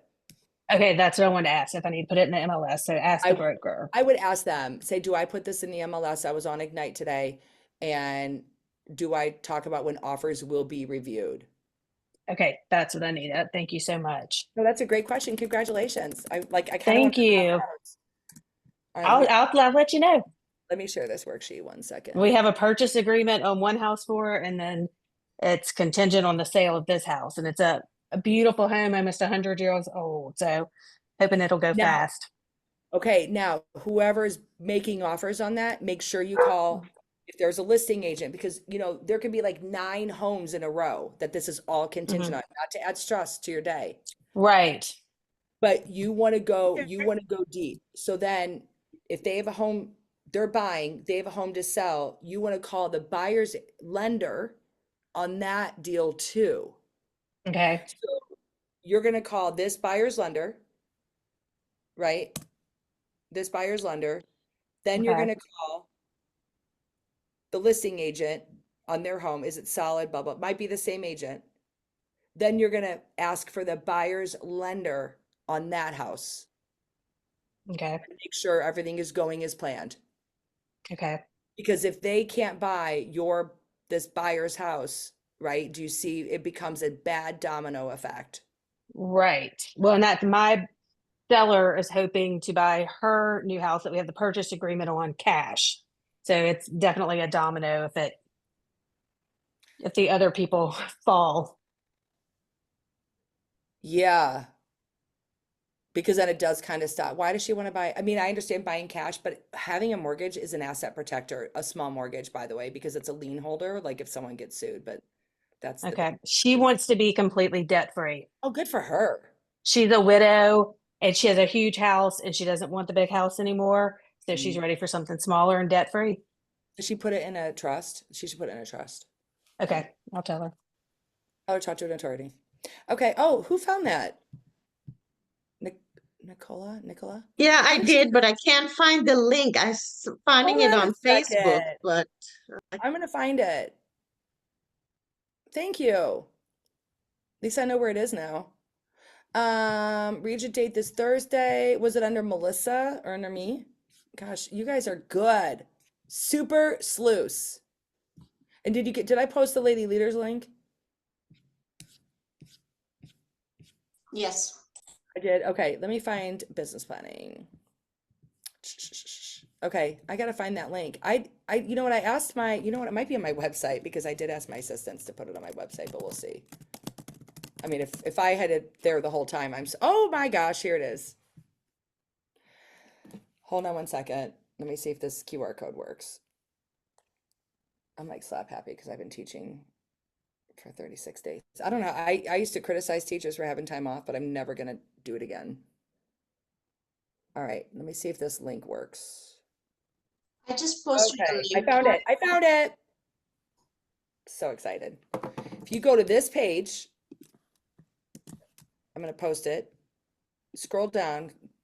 Virtual assistants are the most amazing thing. There's a QR code with all of them. Oh, Kimber. That's Kimber's. She's amazing. That's Kimber's business planning, which I need to tell her. She knows I'm. That's not the right one. I'll get you the right one. Oh. That's Kimber Mankiedes. When is she teaching it? I love her. Thursday. She's teaching it Thursday too? Yeah, the Thursday, Miller's yeah, one. That's the one I'm going to. Are we oh, I'm teaching. I'm not teaching in that one. Okay, let me share this link. Hold on a second. Well, Kimber is probably a better instructor than me, so you should go to hers. I'm teaching that's why I was like Millersville. I'm like, that doesn't sound familiar. Let me post my link. That'd be funny. You're like, you don't look like Kimber, but she's one of my dearest friends. I see yours too. sorry, I didn't mean to hijack your. You didn't. You were being helpful. Sorry. You have nothing to worry about. You were being very, very helpful. But I'm gonna post this link because I found it. I have good virtual assistants. I should have believed that they did everything. How do I access we the won't be able Ignite to see recording? you. I know. How do I access the Ignite recordings? I have no idea. But if you email Ileana, she will, do you guys, how do you register for Ignite at Night? If you email her, let me see who puts all of this together. She does an amazing job. Let me give you her email address. It's unbelievable. Like the fact that she puts we all want to show up for her. She's amazing. Let me post. This is her email. Is that she will have all the recordings. Okay. Oh, they all come on Friday, all the recordings. Dane answered. It's in the email. It's in the email. You guys read your email. All right. Y'all are awesome. Thank you. Thank you.